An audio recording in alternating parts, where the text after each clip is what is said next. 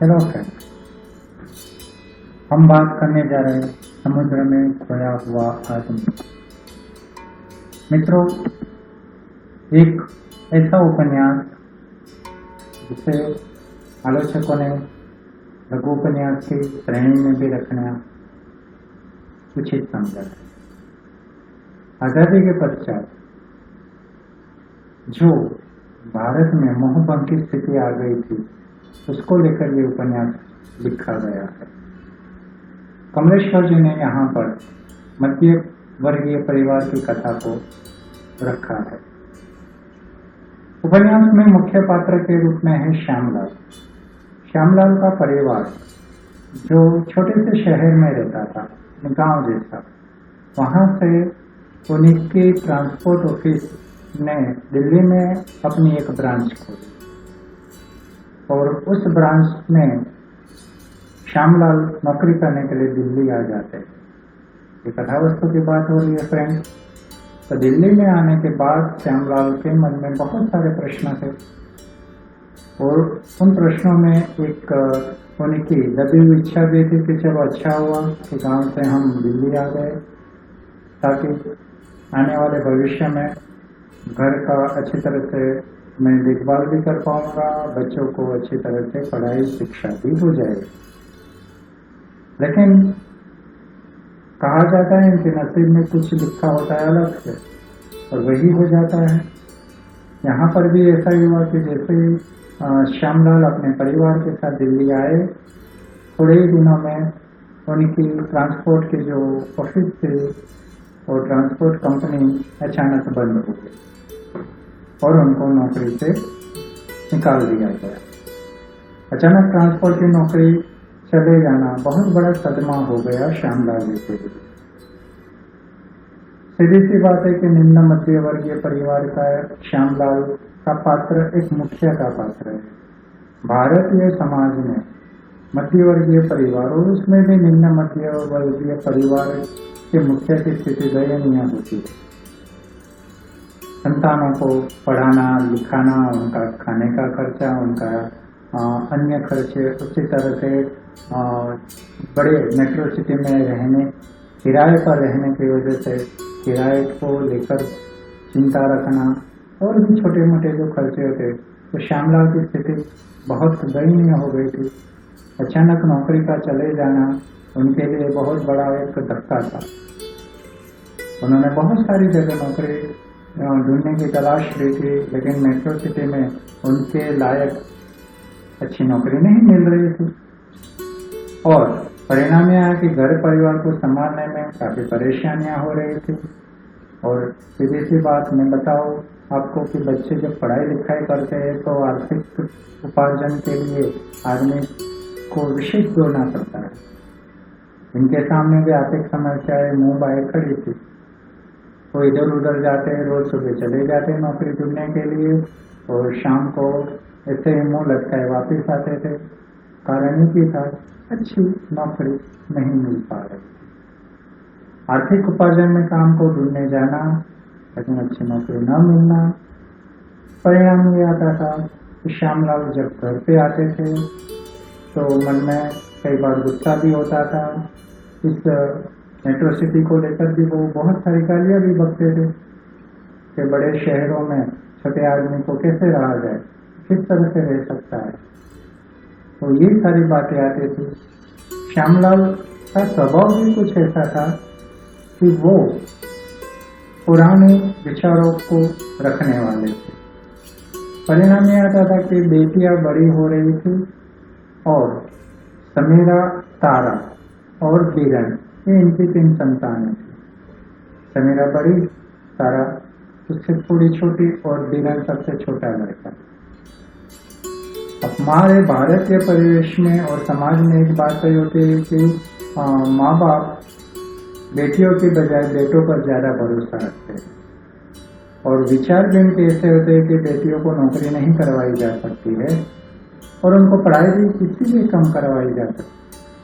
श्यामलाल भी बेटियों का काम करना पसंद नहीं करते थे और इसीलिए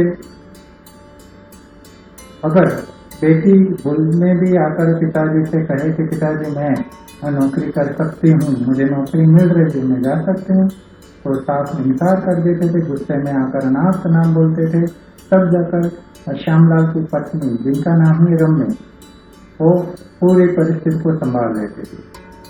कमलेश्वर जी ने इस उपन्यास में रम्य के चरित्र को भी एक अलग मोड़ पर विस्तृत चर्चा की कि निम्न मध्यवर्गीय परिवार की जो पत्नियां होती है, किस तरह से घर को बैलेंस के रूप में चलाती है और किस तरह से वो संभालती है, पति को भी और संतानों को भी और आने वाली समस्याओं को भी किस तरह से सुलझा जाए, वो रम्य को अच्छी तरह से आता था। तीसरी बात है, मजबूरी बहुत कुछ बातों में समझौता करवाती है। हुआ भी यहाँ ऐसा ही कि श्यामलाल के जिस मोहल्ले में वो रहते थे, वहाँ हरबंस नामक एक व्यक्ति आता रहता था। और हरबंस एक ऐसा व्यक्ति था कि जो अपनी एक छोटी सी पैटर्न हाउस यानी कढ़ाई करने की दुकान लेकर काम करता रहता था। उसने श्यामलाल को भी कहा कि आप मेरे लिए ऑर्डर ले आओ, मैं आपको कुछ पैसे दे दूंगा। श्यामलाल ने शुरुआत में काम स्वीकार भी लिया और वो श्यामलाल घर घर जाकर कढ़ाई के पैटर्न के लिए काम ले आते थे। यहाँ पर श्यामलाल की लड़की तारा अच्छी कढ़ाई कारीगरी जानती थी, तो उसको भी इसमें शौक था। उसने हरबंस के काम को देखा, उसको पसंद आया और उसने धीरे धीरे सोचा भी कि मेरे ये रुचि का काम है, तो क्यों न मैं उनके साथ काम करूं। हरबंस ने भी तारा के काम को देखा था, उनको भी पसंद आया था, तो हरबंस ने ही श्यामलाल के सामने ये बात रख दी कि मैं आपकी लड़की तारा को मेरे पैटर्न हाउस में नौकरी पर रखना चाहता हूँ। मजबूरी की वजह से श्यामलाल ना नहीं बोल पाए, क्योंकि अगर ना बोलते तो आर्थिक उपार्जन जो चल रहा था उसमें बहुत कटौती आ रही थी। घर के खर्चे पूरी तरह से सबके लिए हो नहीं पा रहे थे, कहीं न कहीं कुछ टूटन सी होती थी। रम्य के समझाने पर आखिरकार श्यामलाल ने अपनी बेटी तारा को उसके पैटर्न हाउस में, हरबंस के पैटर्न हाउस में काम करने के लिए भेज दिया था। इधर तारा और हरबंस ने मिलकर अच्छी तरह से पैटर्न हाउस का काम संभाल लिया और तारा की बदौलत पैटर्न हाउस में काम भी बहुत आने लगा और धीरे धीरे करके हरबंस ने भी तारा के काम को देखकर उसके पगार को भी बढ़ा दिया। परिणाम यह आया कि श्यामलाल के घर में अब सारी जरूरतें तारा पूरी करने लगी थी और जो व्यक्ति आर्थिक उपार्जन के माध्यम से घर की सारी जरूरतों को पूरा करता है, सीधी सी बात है कि घर में उसका मान बढ़ जाता है। श्यामलाल को ढंग का कोई काम नहीं मिलता था और इसीलिए वो मन ही मन बहुत दुखी होते रहते थे, कुढ़ते रहते थे। उनके मन में एक विचार ये भी आता था कि लड़कियों का किस तरह से मैं खाऊं, और लड़कियों को वो काम करवाना पसंद ही नहीं करते थे, लेकिन परिस्थिति ने उनको बहुत मजबूर कर दिया।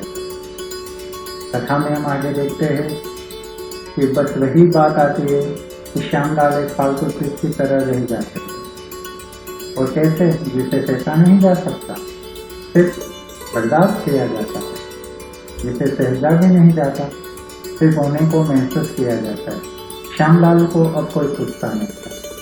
श्यामलाल बिल्कुल फालतू चीज की तरह अपने आप को देख रहे थे और यही बात लेखक यहाँ समझाना चाहते हैं कि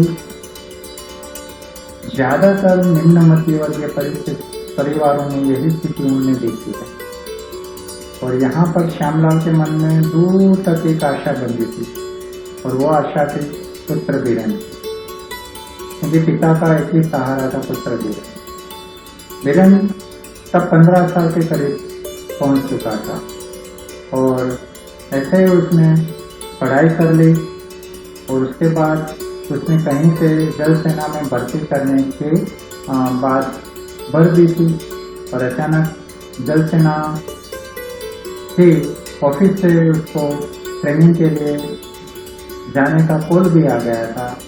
घर में खुशी की लहर दौड़ गई, क्योंकि पिताजी श्यामलाल को लगा कि वाह, मेरा बेटा अब जवान हो जाए और अब बहुत ही जल्द उसे नौकरी भी मिल जाए।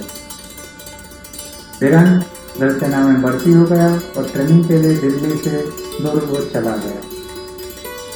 अब पिता के लिए फिर से घर की बागडोर जैसे हाथ में आ गई, ऐसा अनुभव बनने लगा था, क्योंकि उनको लगा था मेरा बेटा बीरन अब कमा कर लाएगा और मैं अच्छी तरह से घर को संभालूंगा। मध्यवर्गीय परिवार के पिता ज़्यादातर यही भरोसा रखते हैं कि बेटे बड़े हो जाए और बाद में बेटे पूरे घर की बागडोर संभालते। बीरन भी जब चला गया जल सेना में, वहाँ ट्रेनिंग में, तो हर महीने वहाँ से वो मनी ऑर्डर भेज देता था। और मनी ऑर्डर आ जाए जैसे ही घर में, और सब घर का माहौल कुछ बदल जाता था। श्यामलाल को लगता था कि इस घर का अब फिर से नहीं मुखिया हूँ। उनके हाथ में पूरी बागडोर उन्होंने ले ली थी और समीरा और तारा को भी अब धमकाने लग गए थे, और उन्होंने ये बात भी घर में कर ली थी कि मैं जो कहूँ वही होगा। और आखिरकार वो पुरुषत्व उनका जाग उठा था। उन्होंने भी कह दिया था कि तारा को अब कोई नौकरी करने की ज़रूरत नहीं है। लेकिन ये सिलसिला बहुत लंबे समय तक नहीं चला, क्योंकि अचानक बीरन का जो हर महीने मॉर्निंग ऑर्डर आता था बंद हो गया। 1 महीने तक नहीं आया। पिताजी ने दिल्ली जल सेना के ऑफिस में जांच की। पता चला कि बीरन जिस ट्रेनिंग में वो जहाज में गया था, वो जहाज अचानक कहीं समुद्र में खो गया है। पिताजी पर जैसे बहुत बड़ा वज्राघात हुआ हो। श्यामलाल के मन में ये बात आई, वो समझ नहीं पाए कि क्या करूं क्या नहीं, वो स्वीकार ही नहीं कर पाते थे। लेकिन अंदर से एक आशा थी कि बीरन आज नहीं तो कल तो वापिस आ ही जाएगा। वो बार बार जल सेना की ऑफिस पे जाते थे बीरन के रिपोर्ट को लेने, तो बीरन मिला कि नहीं। और बीरन को लेकर भी जल सेना के जो अधिकारी थे वो भी अपने अलग अलग ऑफिसरों के द्वारा खोए हुए जहाज को ढूंढने में ही लगे हुए थे। लेकिन काफ़ी समय हो गया, वो जहाज कहीं मिल नहीं रहा था। थोड़े थोड़े दिनों में समाचार मिल जाते थे कि जहाज के लिए जांच पड़ताल शुरू हो चुकी है, और जो भी परिणाम आएगा घर वालों को बता दिया जाएगा। 1 महीना, 2 महीना, 3 महीने काफ़ी दिन चले गए, लेकिन बीरन के कोई समाचार प्राप्त नहीं हो रहे। और यहाँ पर श्यामलाल के घर की स्थिति धीरे धीरे फिर से बिगड़ रही थी। लगता था कि श्यामलाल के हाथ से फिर से घर की बागडोर चली जा रही थी। और 6 महीने के बाद तो घर वालों ने भी ऐसा मान लिया कि वाकई में बीरन समुद्र में खो गया। फिर से श्यामलाल का परिवार आर्थिक समस्याओं से गिरने लगा। इधर ऐसे माहौल में तारा के हाथ में फिर से पूरे परिवार की बागडोर आ जाती है। तारा समझदार लड़की है और सब कुछ जानती है, और वह घर को संभाल लेती है। और उसी दौरान तारा हरबंस से ब्याह भी कर लेती है। पिताजी पसंद नहीं करते थे, पर वो कुछ बोल नहीं पाते हैं। और इधर बीरन का कभी न लौटकर आने की सच्चाई को स्वीकार कर लेना ही पड़ा। भयावह यथार्थ में घर के प्रत्येक व्यक्ति का अपना एक अलग अस्तित्व बनना शुरू हो जाता है। यहाँ भी ऐसा ही हुआ था।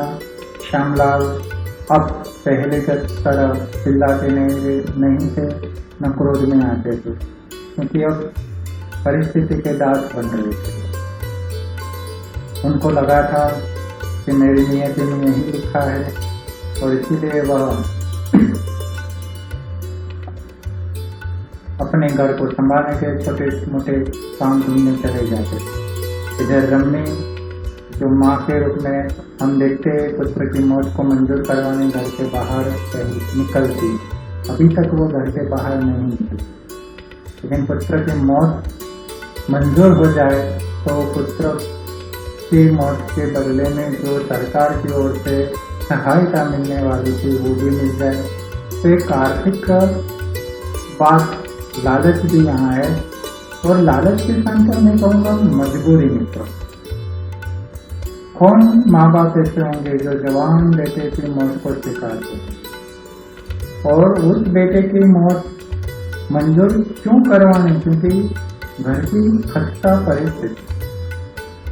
तो सब जानते हैं कि वीरन की मौत को अगर एक बार सरकारी दफ्तर में लिख लिया जाए तो कल उसके मौत के पीछे जो सरकार की ओर से मुआवजा मिलने वाला है वो मिल जाए थोड़ा बहुत भी, तो घर की जो खस्ता परिस्थिति है उसमें कुछ सुधार आ जाए, ये मजबूरी कही जाएगी।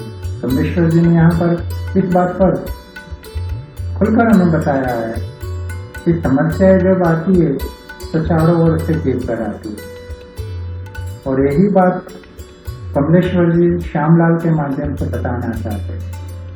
मित्रों, मैं आपको बताऊं कि श्यामलाल मात्र इस उपन्यास के पात्र के रूप में नहीं हम देख सकते, हम ऐसे लाखों श्यामलालों को देख सकते हैं जो भारत में आज भी, भारत के निम्न मध्यवर्गीय परिवार के लोग, जो कई ऐसे लोग हैं जो श्यामलाल की तरह जीवन व्यतीत करते होंगे मजबूरी में, वो नहीं चाहते, वो उनको करना पड़ता है। श्यामलाल के लिए भी यही है कि वो चाहते थे कि मेरे हाथ में पूरे घर की बात बढ़ रहे, लेकिन मेट्रो सिटी में उनके सारे सपने चकनाचूर कर दिए। वो इतने पढ़े लिखे भी नहीं कि अच्छी तरह से नौकरी कर पाते, छोटी मोटी नौकरी मिलती थी लेकिन टिक नहीं पाते, और अच्छी पगार न होने की वजह से जो घर का खर्च है वो भी पूरा नहीं हो पाता था। जब बेटी नौकरी करती है तो ये अपने कुछ सिद्धांतों को स्वीकार नहीं कर पाते और लड़कियों को नौकरी करने के लिए नहीं भेजने की बात पर अड़े रहते। तब जाकर रमनी जैसी जो पत्नी होती है वही समझाती है आकर, और वो समझाकर ही श्यामलाल को कहती है कि परिस्थिति को देखकर कभी निर्णय लेने पड़ते हैं। यहाँ पर भी ऐसा होता है, तारा अपने ससुराल चली जाती है, श्यामलाल के घर अब 3 व्यक्तियों का बन जाता है, और श्यामलाल, उनकी पत्नी रमनी और समीरा। समीरा पढ़ाई करने के बाद नर्स की ट्रेनिंग में आर्थिक जो सहायता मिलती है उसको लेने के लिए चली जाती है हॉस्टल में। अब मात्र रह गए घर में श्यामलाल और उनकी पत्नी रमनी। श्यामलाल इधर उधर बहुत सारे नौकरी ढूंढने की कोशिश करते हैं। आखिरकार एक फैक्ट्री में उनको दरबार यानी कि सिक्योरिटी की जॉब मिलती है। जॉब ठीक है, लेकिन चलो अब कैसे भी करके घर को संभालना है, उस बात को लेकर वो उस नौकरी को स्वीकार कर लेते। रात भर वहाँ दरबार की नौकरी करते हैं। इस तरह से हम देखते कि श्यामलाल के परिवार का जन समुद्र में खो जाना और पूरा परिवार बोरों में बनकर हरदम से घर पर छत्ती पर पहुंच जाता, क्योंकि श्यामलाल की पगार इतनी भी नहीं कि वो जिस जगह रहते थे उसका किराया भी बढ़ता। आखिरकार बेटियां ही अपने माँ बाप की चिंता ज्यादा करती है। वो बात भी यहाँ लेकर कहना चाहते हैं, सारा ये स्थिति नहीं देख पाती। आखिरकार वो माँ को समझाती है कि आप मेरे घर आ जाइए और वहाँ आप रहिए। मन महसूस कर माँ और बाप दोनों तारा के घर चले जाते हैं, और लेखक ने बहुत अच्छी बात कर दी कि पूरा परिवार बोरों में बनकर हरदम के घर पर छत्ती पर पहुंच गया। यानी कि जो अच्छा खासा परिवार था वो जाकर बसेरा कर लेता है एक ऐसी जगह जहाँ पर वो लोग एक बोरा में बंध जाते हैं।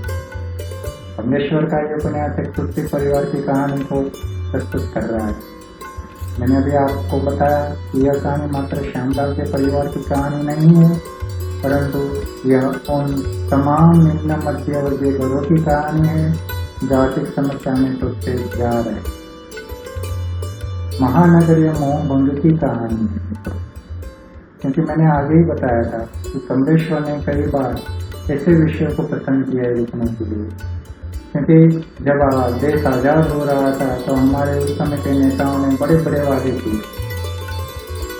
देश सोने की चिड़िया है और देश में बहुत सारा रोजगार मिलेगा, देश बहुत आगे बढ़ जाएगा, तरक्की कर पाएगा, ऐसे ऐसे वचन दिए गए थे। लेकिन 10 साल, 12 साल, 15 साल में देश की स्थिति और भी खराब हो गई और संस्थान के बाद तो स्थिति इतनी खराब हो गई थी, बेरोजगारी के साधन कम हो गए थे, बेरोजगारियां बढ़ गई थी और जो मोह दिखाया था आजाद भारत का वो टूटने लगा था।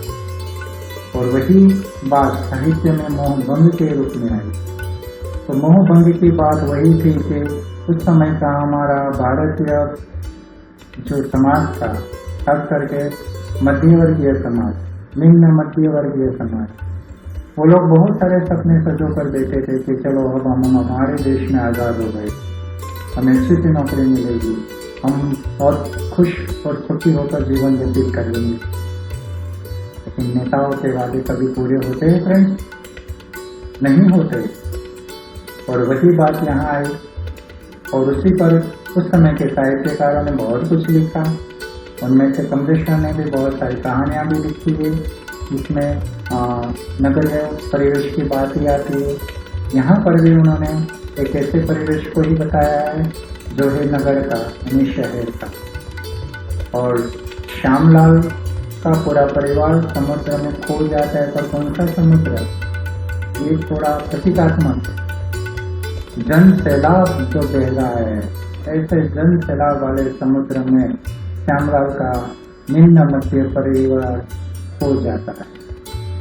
श्यामलाल नहीं, ऐसे अनेकों श्यामलाल जो अपने गांव को छोड़कर शहर में आ गए थे, अच्छे सपनों को पूरा करने के लिए, घर को आगे बढ़ाने के लिए, अपने गांव में माँ बाप की जो सपने उसको पूरा करने के लिए, लेकिन शहर उनको कुछ नहीं दे पाता है।